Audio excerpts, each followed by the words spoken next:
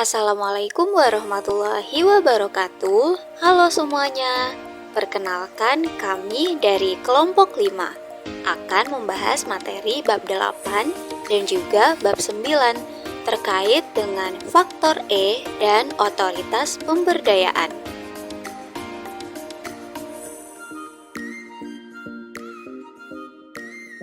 Hai, perkenalkan nama saya Nazalia Yusri Setia Madani dengan NPM 2311012014. Perkenalkan, nama saya Anggun Pratiwi dengan NPM 2311012018. Saya Fiona Nur Mustika dengan NPM 2311012020. Nama saya Salsabila Rehana dengan NPM 2311012022. Perkenalkan, nama saya Eka Lediana dengan NPM 2311012072. Perkenalkan, nama saya Komang Yotri Sagita dengan NPM 2351012012.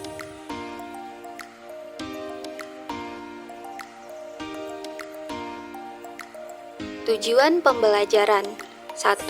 Memahami apa itu faktor E dan perannya dalam negosiasi. 2. Memahami konsep kecerdasan emosional dan ego emosional. 3. Memahami bagaimana otoritas dan pemberdayaan dalam negosiasi. 4. Memahami tantangan dalam negosiasi. Dan yang kelima, memahami contoh studi kasus terkait materi faktor E dan otoritas pemberdayaan. Dalam dunia negosiasi, ada satu faktor penting yang sering menentukan arah pembicaraan, yaitu faktor E atau emosi. Emosi berasal dari kata Latin mover, yang berarti bergerak. Emosi berperan besar dalam motivasi kita untuk bertindak, baik di dalam maupun di luar negosiasi. Namun, pergerakan yang dipicu oleh emosi ini bisa membuat jalannya negosiasi menjadi tidak terduga. Lalu, kapan emosi berperan penting? Pertama, ketika resiko perlu dipertimbangkan. Kedua, saat ingin menarik reaksi tertentu. Dan yang terakhir, saat harus menunjukkan keseriusan masalah. Lalu, bagaimana cara memahami emosi lawan bicara? Yang pertama, caranya mendengarkan apa yang mereka katakan. Kedua, memahami alasan di balik kata-kata mereka. Ketiga, menilai apakah mereka terus menjual ide mereka. Dalam bernegosiasi, kita juga harus sadar akan tingkat kompetensi kita. Ada 4 tipe negosiator. Pertama, tidak kompeten atau tidak sadar. Kedua, belum maksimal. Dia sadar tapi belum kompeten. Ketiga, kompeten, yaitu sadar. Keempat, kompeten tapi tidak sadar, yaitu berpengalaman namun terjebak kebiasaan. Mengelola emosi dengan baik dan menyadari kompetensi diri adalah kunci untuk negosiasi yang lebih efektif. Ingat, kendalikan emosimu, kuasai negosiasimu. Materi selanjutnya tentang kecerdasan emosional. Kecerdasan emosional adalah kemampuan kita untuk memahami dan mengelola emosi, baik emosi diri sendiri maupun orang lain. Ada 5 hal utama dalam kecerdasan emosional. Yang pertama, mengenali emosi kita sendiri. Yang kedua, mengelola emosi tersebut dengan baik. Yang ketiga, memotivasi diri sendiri. Yang keempat, memahami emosi orang lain. Dan yang kelima, mengelola hubungan dengan orang lain. Semua ini penting untuk membangun hubungan yang sehat dan efektif untuk berbagai situasi, terutama dalam negosiasi. Kecerdasan emosional sendiri dapat dikembangkan melalui latihan dan pengalaman. Cara meningkatkannya antara lain dengan melatih menjadi pendengar yang aktif, menyimak penuh saat berkomunikasi, dan membiasakan diri terbuka dalam berinteraksi. Selain kecerdasan emosional, kita juga perlu memahami konsep ego emosional. Ada 6 hal yang perlu diperhatikan. Yang pertama, penting untuk memahami diri kita sendiri, termasuk memahami niat, respon, emosi, dan perilaku diri sendiri. Yang kedua, kita perlu memahami pihak lain seperti memahami kepentingan, otoritas, tekanan, dan emosi mereka agar bisa berempati dan merespon dengan lebih tepat. Yang ketiga, gunakan pendekatan yang strategis, bukan hanya berdasarkan perasaan sesaat. Yang keempat, kelola tekanan dengan bijak supaya tidak mengambil keputusan gegabah saat emosi memuncak. Yang kelima, kita juga perlu waspada terhadap taktik lawan yang mungkin memancing emosi kita. Dan yang keenam, hindari membuat asumsi berlebihan, terutama tentang bagaimana orang lain akan bertindak agar kita tidak salah langkah. Penting untuk diingat bahwa negosiasi bukanlah ajang untuk menentukan siapa yang kalah dan siapa yang menang, melainkan upaya kolaboratif untuk mencapai kesepakatan yang saling menguntungkan. Emosi yang tidak terkendali seperti kemarahan atau frustasi dapat mengaburkan penilaian dan membuat seseorang sulit berpikir jernih. Definisi otoritas. Otoritas adalah hak dan kekuasaan yang diberikan kepada individu atau kelompok untuk mengambil keputusan dan mengendalikan sumber daya dalam suatu organisasi atau negosiasi. Otoritas berperan dalam menetapkan batasan dan tanggung jawab dalam negosiasi, memastikan proses negosiasi berjalan dengan jelas dan efisien. Berikut ini adalah penjelasan singkat tentang jenis-jenis otoritas. Yang pertama, otoritas formal. Otoritas formal adalah otoritas yang diberikan kepada seseorang berdasarkan posisi atau jabatan yang dipegangnya dalam suatu organisasi. Contohnya, seorang direktur perusahaan memiliki otoritas formal untuk membuat keputusan strategis perusahaan. Yang kedua, otoritas informal. Otoritas informal adalah otoritas yang diberikan kepada seseorang berdasarkan pengaruh, pengalaman, atau keahlian yang dimiliki. Contohnya, seorang senior yang berpengalaman dalam suatu bidang dapat memiliki otoritas informal untuk memberikan saran dan arahan kepada juniornya. Dan yang ketiga adalah otoritas delegatif. Otoritas delegatif adalah otoritas yang diberikan kepada seseorang untuk melakukan tugas-tugas tertentu atas nama orang lain. Contohnya, seorang manajer memberikan otoritas delegatif kepada bawahannya untuk melakukan negosiasi dengan supplier atas nama perusahaan. Oke, selanjutnya kita akan membahas tentang definisi pemberdayaan.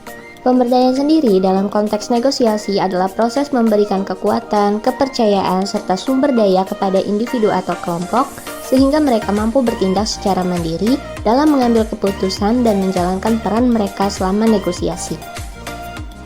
Pemberdayaan tidak hanya berarti memberikan izin untuk bertindak, tetapi juga membangun rasa percaya diri dan tanggung jawab pada negosiator. Dengan pemberdayaan, seorang negosiator tidak perlu lagi selalu bergantung pada pihak atasan atau pihak lain, melainkan dapat mengambil keputusan yang cepat, tepat, efektif, dan relevan sesuai situasi yang dihadapi. Apa sih manfaat pemberdayaan itu sendiri? Pemberdayaan sendiri membawa manfaat penting, antara lain, yang pertama, pemberdayaan meningkatkan produktivitas dan efektivitas tim. Dengan adanya pemberdayaan ini dalam negosiator, proses pengambilan keputusan akan menjadi lebih cepat dan tidak bertele-tele. Lalu, pemberdayaan juga dapat menciptakan lingkungan negosiasi yang fleksibel. Melalui pemberdayaan, kita membuat negosiasi menjadi lebih adaptif dan responsif terhadap kebutuhan. Dan yang terakhir, pemberdayaan juga memotivasi pemikiran kreatif dan inovatif. Pemberdayaan mendorong menawarkan ide-ide baru, solusi alternatif, dan pendekatan kreatif dalam menghadapi masalah atau tantangan dalam negosiasi. Selanjutnya kita akan membahas mengenai strategi otorisasi. Melalui strategi otorisasi yang tepat ini, kita dapat mencapai pemberdayaan yang efektif. Strategi ini dapat kita lalui melalui berbagai hal. Yang pertama seperti memberikan penjelasan mengenai batasan wewenang. Memberi batasan mengenai hal-hal apa yang bisa diputuskan sendiri atau yang sebaiknya dikonsultasikan untuk menghindari konflik dan mempercepat pengambilan keputusan. Lalu, strategi ini bisa kita lakukan dengan memonitor dan mengevaluasi hasil berdasarkan tingkat otorisasi. Evaluasi ini bertujuan untuk memastikan pemberdayaan berjalan efektif dan mengidentifikasi area yang perlu diperbaikan. Kemudian, melatih negosiator untuk mengambil keputusan sendiri. Pelatihan ini penting agar negosiator siap menghadapi tantangan negosiasi tanpa keraguan. Dan yang terakhir, dengan membangun kepercayaan di dalam tim dan antar pihak. Karena dengan adanya kepercayaan, pemberdayaan menjadi lebih efektif dan berkelanjutan. Tantangan 1. Risiko penyalahgunaan wewenang dalam negosiasi. Pihak yang diberi otoritas bisa bertindak di luar kepentingan organisasi, misalnya mengambil keputusan demi keuntungan pribadi atau tanpa persetujuan, sehingga merusak kepercayaan dan posisi negosiasi. 2. Kurangnya pemahaman mengenai batas otorisasi dalam negosiasi. Negosiator yang tidak paham batas wewenangnya bisa terlalu ragu atau malah bertindak melebihi mandat, yang berisiko merugikan organisasi atau memperlambat proses. Yang ketiga, hambatan komunikasi dalam proses pemberdayaan dalam negosiasi. Kurangnya komunikasi yang jelas membuat negosiator bingung, tidak percaya diri, atau salah mengambil keputusan, sehingga pemberdayaan tidak berjalan efektif. Kesimpulan, negosiasi yang efektif membutuhkan pemahaman terhadap peran emosi, otoritas, dan pemberdayaan. Faktor E menunjukkan bagaimana emosi dapat memengaruhi jalannya negosiasi, baik secara positif maupun negatif. Kompetensi negosiator juga berperan dalam menentukan hasil negosiasi yang optimal. Otoritas dan pemberdayaan dalam negosiasi membantu menciptakan struktur yang jelas dan memberikan kepercayaan diri kepada negosiator. Selanjutnya adalah studi kasus. Kamu tahu nggak sih sama orang yang ada di foto ini? Yap, Lionel Messi. Lionel Messi sempat ramai jadi perbincangan di dunia persepak bolaan pada tahun 2020 lalu. Kenapa ya? Pada tahun 2020, Lionel Messi yang sudah bergabung dengan FC Barcelona sejak usia muda, yaitu lebih dari 20 tahun, secara terbuka menyatakan keinginannya untuk meninggalkan klub. Ia merasa kecewa dengan manajemen klub, hasil tim yang menurun, serta berbagai keputusan internal yang menurutnya merugikan. Messi ingin memanfaatkan klausul dalam kontraknya yang mengizinkannya pergi secara gratis pada akhir musim 2019 atau 2020.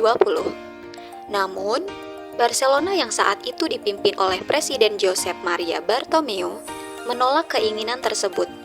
Pihak klub berpegang pada kontrak Messi yang berlaku hingga Juni 2021 dan menegaskan bahwa klausul pelepasan sebesar 700 juta euro masih aktif. Barcelona tidak mau melepas Messi secara cuma-cuma. Lalu, bagaimana proses penyelesaiannya? Yang pertama, proses negosiasi. Barcelona melalui Presiden Bartomeu berusaha mempertahankan Messi, baik untuk kepentingan olahraga maupun nilai ekonomi klub. Jikapun Messi tetap ingin pergi, Barcelona ingin memastikan mereka mendapatkan kompensasi finansial melalui pembayaran klausul pelepasan tersebut atau transfer yang menguntungkan klub. Peran La Liga sebagai otoritas sepak bola profesional di Spanyol ikut campur dengan mengeluarkan pernyataan resmi. Mereka menegaskan bahwa klausul 700 juta euro dalam kontrak Messi tetap sah dan berlaku. Tanpa pembayaran klausul tersebut, Messi tidak bisa meninggalkan Barcelona secara bebas. Selanjutnya, proses faktor E atau emosi. Messi sempat menunjukkan sikap keras. Ia mengancam akan membawa masalah ini ke jalur hukum, berusaha membatalkan kontraknya berdasarkan alasan bahwa musim berakhir terlambat karena pandemi COVID-19, dan bahwa ia telah memberitahu klub niatnya untuk pergi sesuai perjanjian verbal. Di sini, ada tekanan emosional besar dari Messi dan keluarganya yang merasa dikhianati oleh manajemen Barcelona. Hingga pada akhirnya, Messi, meskipun sangat kecewa, memutuskan untuk bertahan di Barcelona untuk musim 2020-2021 guna menghindari konflik hukum panjang dengan klub yang telah membesarkannya. Ia menyatakan bahwa ia akan tetap bermain profesional meski sebenarnya ingin pergi.